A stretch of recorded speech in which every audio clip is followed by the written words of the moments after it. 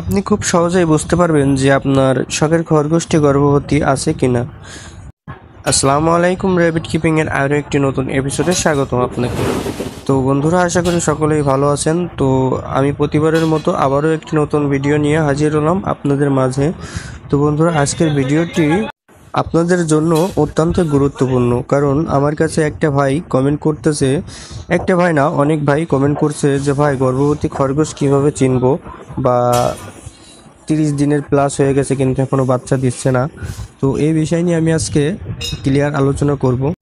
তো বন্ধুরা, স্ক্রিনে আমি এতক্ষণ যে ভিডিও যে খরগোশ দেখালাম সেটার ভিতরে একটা গর্ভবতী আছে। এই যে এইটা গর্ভবতী, দেখেন সে খাবার খেলো এবং শুয়ে পড়লো।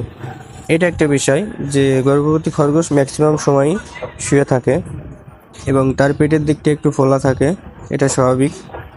তবে কিছু কিছু খরগোশের ক্ষেত্রে দেখা যায় যে যার পেটে একটা বা দুইটা বা তিনটা বাচ্চা থাকে তার পেটটা অত বেশি ফোলে না।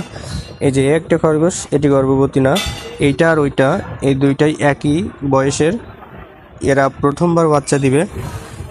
তো এরা আমার ঘরেরই বাচ্চা, তো এরা প্রথমবার বাচ্চা দিবে। এইটা প্রেগনেন্ট হয়নি আর ওইটা হয়েছে। তো এর স্বাস্থ্য ভালো, এটা দেখে মনে হবে কি বন্ধুরা যে এটা গর্ভবতী, কিন্তু এটা ভুল ধারণা। তো কিভাবে বুঝবেন চলুন দেখাই। তো এটা গর্ভবতী না। এর প্রসবের পথ, প্রসবের বাচ্চা প্রসব করার যে রাস্তাটা সেটা দেখুন, একেবারেই সরু এবং সাদাটে বর্ণের, স্বাভাবিকের মতো। আর যেটা গর্ভবতী আছে সেটা আমি দেখাই, এটা একটু ভালো করে দেখবেন, তাহলে বুঝতে পারবেন এবং আপনার খরগোশের সাথে মিলিয়ে নেবেন।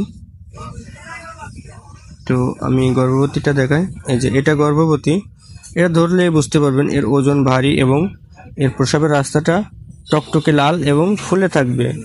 এটা বুঝতে পারবেন আপনি আপনার খরগোশ ব্রিডিং করানোর 20 দিন পরে বা 15 দিন পরের থেকে পরিবর্তন আসে।